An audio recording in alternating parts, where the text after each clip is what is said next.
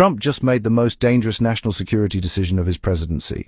2 hours ago, the White House announced that the United States is immediately suspending its participation in NORAD, the North American Aerospace Defense Command. Not a review, not a temporary pause, a full operational shutdown of the joint command that has protected the continent from air and missile threats for nearly 7 decades. The official justification was reassessing outdated alliance structures and Canada's failure to meet defense spending commitments. The real reason was far more personal. Mark Carney refused to accept American dominance over Canadian sovereignty and security policy. The order has 3 core components. First, all Canadian personnel currently serving inside NORAD headquarters in Colorado Springs are ordered to leave within 72 hours.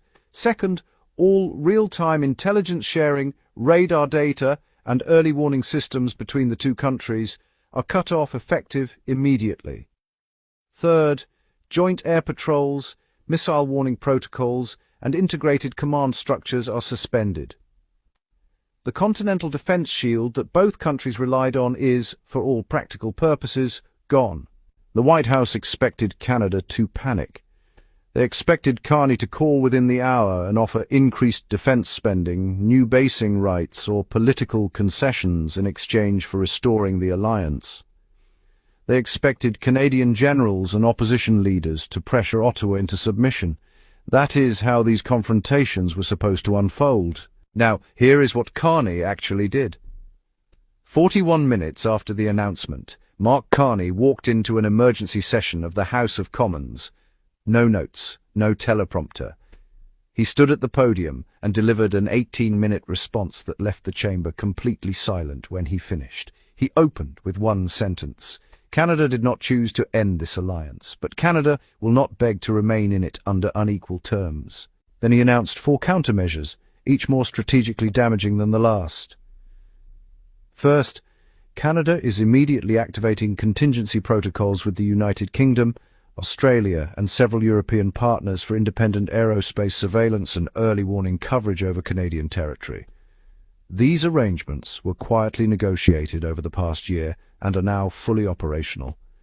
Second, all Canadian military facilities that currently host American personnel or equipment under NORAD arrangements are placed under full Canadian control. American access is suspended pending new bilateral agreements on equal terms. Third, Canada is accelerating the expansion of its own northern radar and satellite surveillance network. Projects that were scheduled for 2028 and 2029 are now being fast-tracked with emergency funding. Carney revealed that significant progress had already been made in secret.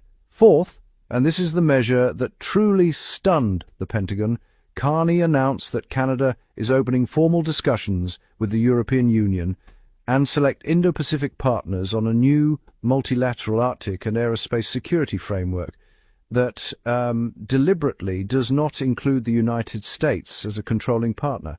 He said, if the United States no longer wishes to share continental defense as equals, Canada will build new structures with nations that respect partnership over subordination.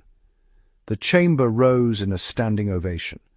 Members from every party stood and applauded. Here is why the Pentagon is now in full crisis mode. NORAD was never a one-way street. Canadian radar stations in the Arctic, Canadian fighter intercepts in the north, and Canadian intelligence contributions formed a critical part of the early warning system that protected American cities.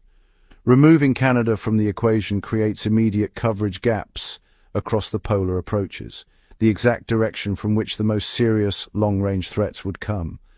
American military planners have long known this. Several retired 4-star officers have already gone on record in private conversations saying the decision was made without proper consultation with the Joint Chiefs. One senior defense official, speaking anonymously, told reporters, "We just lost the northern half of our continental shield overnight. This was not a carefully planned realignment. This was a political decision with strategic consequences we are only beginning to calculate." What truly shocked Washington was the speed and readiness of Carney's response. None of the alternative arrangements were improvised. The contingency protocols with the UK and Australia were already signed. The northern surveillance upgrades were already under construction. The legal and diplomatic frameworks for new partnerships had already been prepared. Carney did not scramble. He executed a plan that had been sitting ready for exactly this scenario. The reaction from American defense circles has been unusually blunt. Multiple former NORAD commanders have expressed deep concern. Defense analysts have pointed out that the United States now faces a sudden and unnecessary vulnerability in the Arctic and northern approaches. Even some voices inside the administration are privately describing the move as reckless. Internationally, the response has been carefully worded but clear.